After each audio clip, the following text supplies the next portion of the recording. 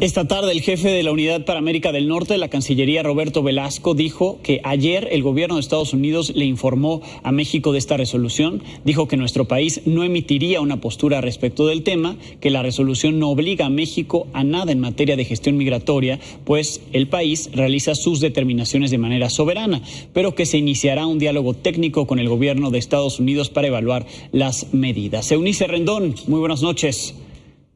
Hola, muy buenas noches, Alejandro, ¿cómo estás? Lo que alertábamos la semana pasada ocurrió ayer y hoy se tenía que haber reinstalado este Remain in Mexico, permanece en México. Las autoridades mexicanas y estadounidenses están dialogando. Al final México tendría que aceptar que le manden de regreso a los migrantes de alguna u otra manera.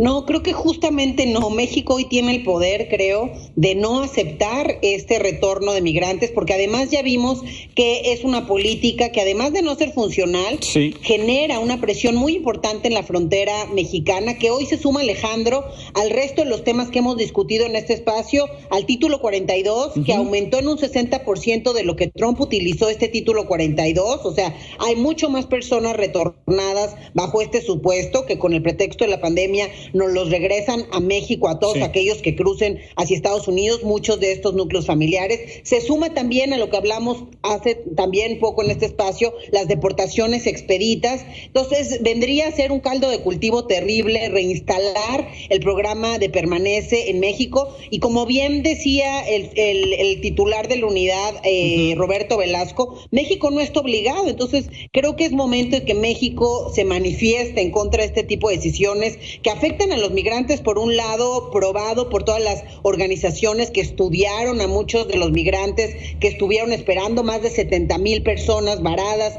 en la frontera de nuestro país, solamente 5%.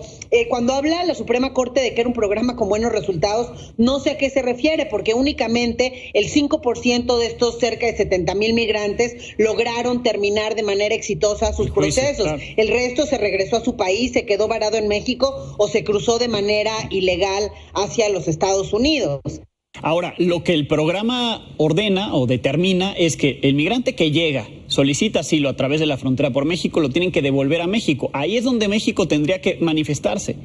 O sea, sí decir algo, pues, porque el discurso es, pues es una decisión de Estados Unidos, pues sí, pero a donde mandan a los migrantes es a nuestro país, alguien les tiene que decir que no.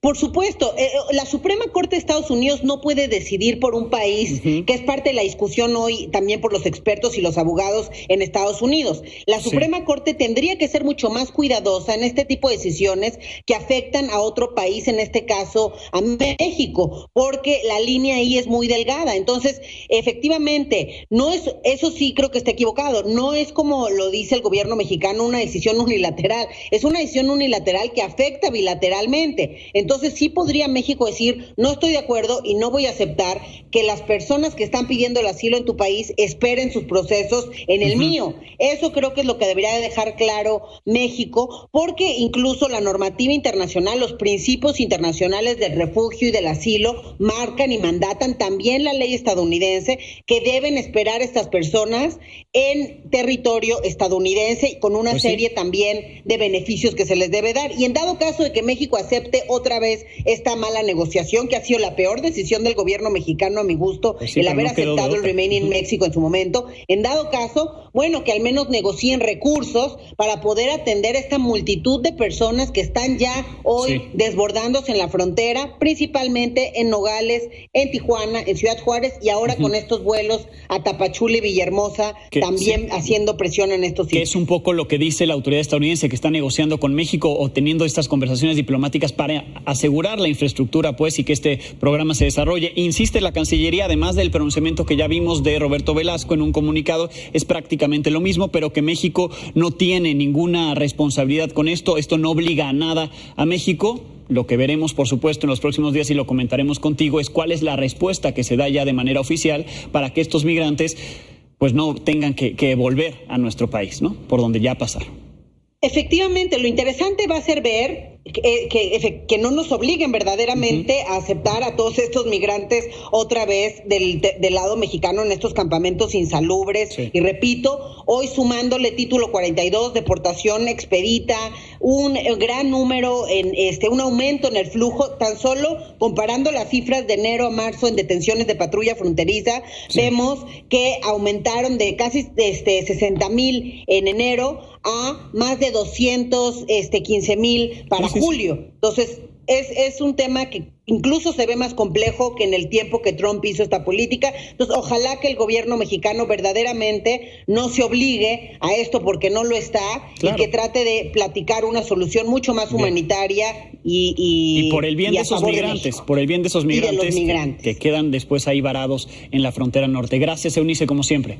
Ahí nada más un dato, Alejandro, el 82% de los migrantes que fueron parte de Remain in Mexico, según un estudio de Human Rights Watch, fueron violentados en sus derechos principales con robo, extorsión, maltrato, violaciones, etcétera. Sí, impresionante lo que sufrieron. Ahí está el reporte de Human Rights Watch también para revisarlo. Gracias, Eunice.